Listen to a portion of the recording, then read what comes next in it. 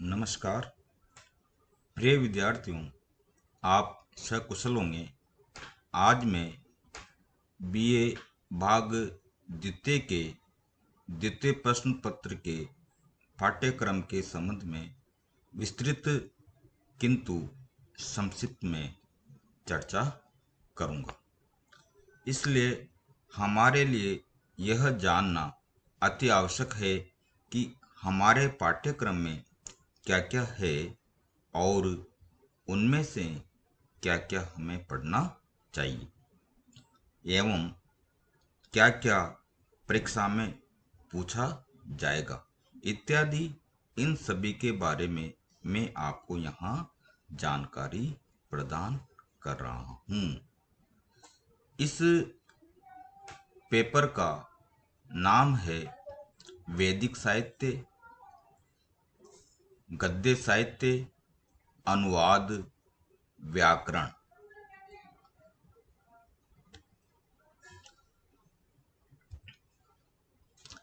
इसके पाठ्यक्रम के अंतर्गत सबसे पहले वैदिक साहित्य है जो 20 अंकों का है। वैदिक साहित्य के अंतर्गत ही एक ईशावास्योपनिषद भी है जो 10 अंकों का पूछा जाता है। गद्य साहित्य के अंतर्गत बाण भट्ट कृत सुकनासोपदेश जो 20 अंकों का है। अनुवाद के अंतर्गत संस्कृत से हिंदी में अनुवाद पूछा जाएगा, वह 10 अंकों का है। कारक प्रकरण 15 अंकों का है। समास प्रकरण 10 अंकों का है। व्याकरण एवं व्याकरण के अंतर्गत लघु सिद्धांत कौमुदी आती है, वह 15 अंकों की है। अब मैं इन सभी के बारे में विस्तृत पाठ्यक्रम बता रहा हूँ, जिसमें से सबसे पहले वैदिक साहित्य है। वैदिक साहित्य के भी 2 भाग हैं। पहला भाग है ऋग्वेद। ऋग्वेद के अंतर्गत सूक्त पूछे जाएंगे। जो हमारे पाठ्यक्रम में जो सूक्त है उनके बारे में मैं बता रहा हूँ।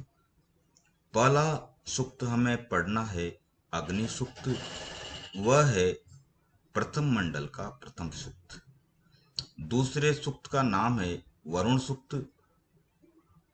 पहले मंडल का 25वां सूक्त पढ़ना है।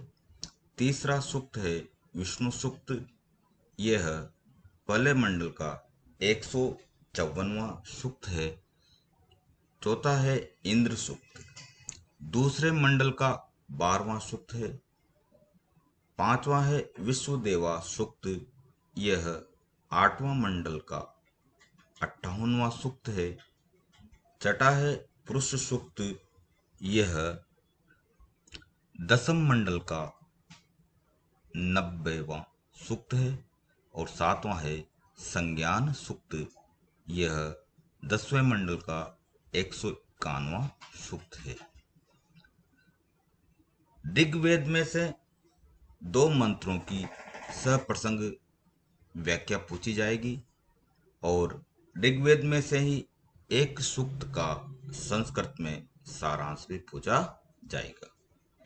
अब वैदिक साहित्य के ब भाग में ईशावास्योपनिषद है। ईशावास्योपनिषद में से 2 मंत्रों की हिंदी में सप्रसंग हिंदी में व्याख्या पूछी जाएगी। अब दूसरा भाग आता है गद्य साहित्य। गद्य साहित्य के अंतर्गत महाकवि बाण भट्ट विरचित सुकनासोपदेश हमारे पाठ्यक्रम में है। इस सुकनासोपदेश में से भी 2 गद्यांशों की हिंदी में सप्रसंग व्याख्या पूछी जाएगी और इस सुकनासोपदेश में से ही एक सामान्य प्रश्न पूछा जाएगा। वह सुकनासोप का सारांश भी हो सकता है, लक्ष्मी का विवेचन भी हो सकता है, और इसके बाद तीसरा भाग आता है अनुवाद एवं समास प्रकरण। अनुवाद के अंतर्गत अपठित संस्कृत के 10 वाक्यों का हिंदी में अनुवाद है। यह अपठित होता है, इसमें कहीं से भी पूछा जाएगा। समास प्रकरण। समास प्रकरण में से 2 सूत्रों की उदाहरण सहित व्याख्या और 2 शब्दों की सूत्रोल्लेख पूर्वक सिद्धि पूछी जाएगी। समास के प्रमुख 4 भेद होते हैं: केवल समास, अव्ययीभाव समास, बहुब्रीहि समास और द्वंद्व समास, और एक तत्पुरुष समास। तत्पुरुष समास के अंतर्गत ही द्विगु और कर्मधारय समास भी आता है। तो अब समास के अंतर्गत कौन कौन से सूत्र की व्याख्या हमें पढ़नी है, उसके बारे में यहाँ पर मैं बता रहा हूँ। पहला समास है केवल समास। इसमें एक सूत्र पढ़ना है आपको, सहशुपा। दूसरा समास है अव्ययीभाव समास। इसके अंतर्गत पहला सूत्र है अव्ययम विभक्ति समीप समृद्धि विरिद्धि अर्थाभाव अत्यय संप्रति शब्द प्रादुर्भाव पश्चात यथा अनुपूर्व योग पद्ये सादृश्य संपत्ति साकल्य वचनेषु। दूसरा सूत्र है नदीभिश्च। अब तीसरा समास है तत्पुरुष समास। तत्पुरुष समास के अंतर्गत विभक्तियों के अंतर्गत तत्पुरुष समास पूछा जाता है। सबसे पहले द्वितीय विभक्ति है। द्वितीय विभक्ति के अंतर्गत सूत्र है द्वितीया श्रितातीत पतित गत्या अत्यस्त प्राप्ता अपन्ने। तृतीय विभक्ति के अंतर्गत है तृतीया तत्कृता अर्थेन गुणवचनेन। चतुर्थी विभक्ति के अंतर्गत सूत्र पूछा जाएगा चतुर्थी तदर्था अर्थ बलिहित सुख रक्षिते। पंचमी विभक्ति के अंतर्गत पंचमी बहन। षष्ठी विभक्ति पंचमी विभक्ति के अंतर्गत ही एक सूत्र और है स्तो का अंतिक दूरा अर्थ कृष्छायाणी कतेन। षष्ठी विभक्ति का सूत्र एक है षष्ठी, और सप्तमी विभक्ति का सूत्र पूछा जाएगा सप्तमी सौंडेह। कर्मधारय समास के अंतर्गत एक सूत्र की व्याख्या पूछी जाएगी तत्पुरुष समानाधिकरण कर्मधारय। नेक्स्ट समास है द्विगु समास। इसके अंतर्गत 3 सूत्रों की व्याख्या पूछी जाएगी। पहला सूत्र है संख्या पूर्व द्विगु। दूसरा सूत्र है द्विगुरेक वचनम, और तीसरा सूत्र है स नपुंसकम। नेक्स्ट समास तत्पुरुष का ही उपभेद है, उसका नाम है उपपद तत्पुरुष समास। उपपद तत्पुरुष समास के अंतर्गत 2 सूत्रों की व्याख्या पूछी जा सकती है। विशेषण विशेषणम बहुलम। दूसरा है उपमानानि सामान्य शने। 7 नेक्स्ट समास है नए तत्पुरुष समास। नए बहुब्रीहि समास के अंतर्गत एक सूत्र पूछा जाएगा अनेकम मन्ये पदार्थे। इसके बाद द्वंद्व समास है। द्वंद्व समास के अंतर्गत 2 सूत्रों की व्याख्या पूछी जा सकती है। चा अर्थ है द्वंद्व। दूसरा सूत्र है पिता मात्रा। अब चौथा भाग आता है व्याकरण का।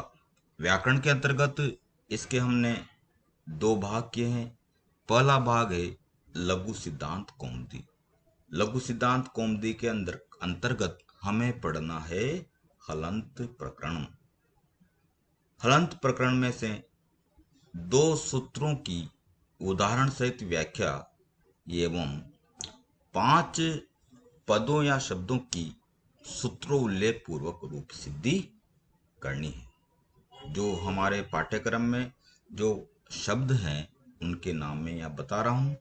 पहला शब्द है लिह, दूसरा है विश्ववाह, तीसरा है विद्वस, चौथा शब्द है राजन, पांचवा शब्द है चतुर। इसके तीनों लिंगों में हमें सिद्धि करनी है। छठा इदम शब्द है, ये भी तीनों लिंगों में पूछा जाएगा। सातवां शब्द है पंचन, आठवां शब्द है अष्टन, नवां शब्द है इस्मद और 10वां शब्द है अस्मद। इसका ब भाग व्याकरण का है कारक प्रकरण। कारक प्रकरण के अंतर्गत 3 सूत्रों की उदाहरण सहित व्याख्या पूछी जाएगी और वाक्यों में रेखांकित 3 पदों में प्रयुक्त विभक्ति एवं विधायक सूत्र का नामोल्लेख करना है। कारक प्रकरण में जो सूत्र हमें पढ़ने हैं उनके में विभक्ति के अनुसार सूत्र के नाम बता रहा हूं। प्रथमा विभक्ति के अंतर्गत हमें जो सूत्र पढ़ना है वह है प्रातिपदिकार्थ लिंग परिमाण वचन माते प्रथमा। द्वितीय विभक्ति के अंतर्गत पहला सूत्र है कर्तुरीप्सितमं कर्मः, दूसरा सूत्र इसके अंतर्गत है कर्माणि द्वितीया, तीसरा है अकथितम च, चौथा है अधिशिंग स्तासाम कर्म, पांचवा है उपान वद्यांग वसः, छठा है अभितः परितः समया निक्षा हा प्रति योग्य अपि द्वितीय, सातवां सूत्र है अंतरा अंतरेण युक्ते, आठवां सूत्र है कालो दोनोर अत्यंत संयोगी। तृतीय विभक्ति के अंतर्गत जो सूत्र हमारे पाठ्यक्रम में है उनमें पहला है साधकतमं करणम, दूसरा है कर्तृकरणयोस् तृतीया, तीसरा है अपवर्गे तृतीया, चौथा है सहयुक्ते अप्रदाने, पांचवा सूत्र है एनांग विकारः, छठा सूत्र है इत्थम भूत लक्षणे। चतुर्थी विभक्ति के अंतर्गत जो सूत्र हमें पढ़ने हैं हमारे पाठ्यक्रम में है वह है पहला है कर्मणा यमभिप्रेति स संप्रदानम, दूसरा सूत्र है चतुर्थी संप्रदाने, तीसरा सूत्र है रुच्यार्थानाम प्रियमाण, चौथा सूत्र है धारे रुत्मणः, पांचवें सूत्र का नाम है क्रुद्ध द्रुहेत्स्या असूया अर्थानाम एम प्रति कोपः, छठा सूत्र है नमः स्वस्ति स्वाहा स्वदा अलम वसट योगाच्च चतुर्थी। पंचमी विभक्ति के अंतर्गत जो सूत्र हमारे पाठ्यक्रम में है उनके नाम हैं अपादाने पंचमी, दूसरा सूत्र है जुगुप्सा विराम प्रमादा अर्थानाम उपसंख्यानम, तीसरे सूत्र का नाम है बीत्रा अर्थानाम बह्यतुः, चौथे सूत्र का नाम है वारणा अर्थानाम इप्सितः, पांचवें सूत्र का नाम है आख्यातोपयोगे, छठा है भुव प्रभवश्च, सातवां सूत्र है दूरा अंतिका अर्थेभ्यो द्वितीया च, और आठवां सूत्र है पृथक विनाना नाना विस्तृत्या अन्य तरस्याम। षष्ठी विभक्ति के अंतर्गत है षष्ठी शेषे, दूसरा सूत्र इसके अंतर्गत षष्ठी हेतु प्रयोगे, तीसरा सूत्र है कर्तृ कर्मणो कृति, चौथे सूत्र का नाम है चतुर्थी च आशिष्या आयुष्य मद्र भद्र कुशल सुखार्थ हितेह। कारक प्रकरण के अंतर्गत ही सप्तमी विभक्ति में जो सूत्र हमारे पाठ्यक्रम है उनके नाम है। पहला सूत्र है आधारो अधिकरणम, दूसरा सूत्र है सप्तम्य अधिकरणे च, तीसरे सूत्र का नाम है यस्य च भावेन भाव लक्षणम, चौथे सूत्र का नाम है एतश्च निर्धारणम, पांचवें सूत्र का नाम है पंचमी विभक्त्यः और छठे सूत्र का नाम है साधु निपुणाभ्याम आचार्याम सप्तम्य प्रत्यय। अब हमारे पाठ्यक्रम में जितने जितने जैसे वैदिक साहित्य, गद्य साहित्य, व्याकरण, इनकी कौन कौन सी सहायक पुस्तकें हमें पढ़नी चाहिए। तो सबसे पहले मैं वैदिक साहित्य के अंतर्गत जो अधिक सरल और अच्छी है उन पुस्तकों के नाम में यहाँ बता रहा हूँ। पहली पुस्तक है ऋक् सूक्त संग्रह, इसके लेखक हैं डॉक्टर हरिदत्त शास्त्री। दूसरी पुस्तक का नाम है वैदिक सूक्त मुक्तावली, इसके लेखक हैं डॉक्टर विश्वनाथ शर्मा। तीसरी पुस्तक का नाम है वैदिक सूक्त कुसुमांजलि, इसके लेखक हैं डॉक्टर श्री कृष्ण ओझा। इसी के अंतर्गत जो ब भाग है ईशावास्योपनिषद, ईशावास्योपनिषद की जो पुस्तक है उसके लेखक हैं डॉक्टर विश्वनाथ शर्मा और ईशावास्योपनिषद के ही दूसरे लेखक हैं डॉक्टर श्री कृष्ण ओझा। गद्य साहित्य के अंतर्गत जो पुस्तकें हमारे पाठ्यक्रम में हैं और सबसे अच्छी पुस्तक के लेखक कौन है उनके बारे में यहाँ बता रहा हूँ। पहली जो सुखनासोपदेश है उसके सबसे पहले में उसके लेखक का नाम है डॉक्टर विश्वनाथ शर्मा। सुखनासोपदेश की ही एक अन्य पुस्तक है जिसके लेखक हैं डॉक्टर सुभाष शब्दालंकार वेदालंकार। तीसरी सुखनासोपदेश के जो लेखक हैं डॉक्टर बाबूराम त्रिपाठी और सुखनासोपदेश के ही लेखक हैं डॉक्टर श्री कृष्ण ओझा। इनमें से आप कोई सी भी एक पुस्तक खरीद सकते हैं।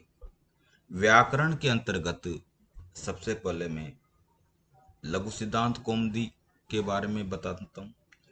इसके अंतर्गत हमारे पाठ्यक्रम में है हलंत प्रकरण, इसके बहुत सारे लेखक हैं जिनकी किताबें उपलब्ध हो सकती है। तो सबसे पहले लघु सिद्धांत कौमुदी हलंत प्रकरण के लेखक हैं डॉक्टर विश्वनाथ शर्मा। लघु सिद्धांत कौमुदी हलंत प्रकरण के लेखक डॉक्टर श्री कृष्ण ओझा भी हैं। लघु सिद्धांत कौमुदी प्रथम भाग डॉक्टर भीमसेन शास्त्री। रचना अनुवाद कौमुदी के अंतर्गत डॉक्टर कपिल देव द्विवेदी। प्रौढ़ रचना अनुवाद कौमुदी डॉक्टर कपिल देव द्विवेदी। धन्यवाद।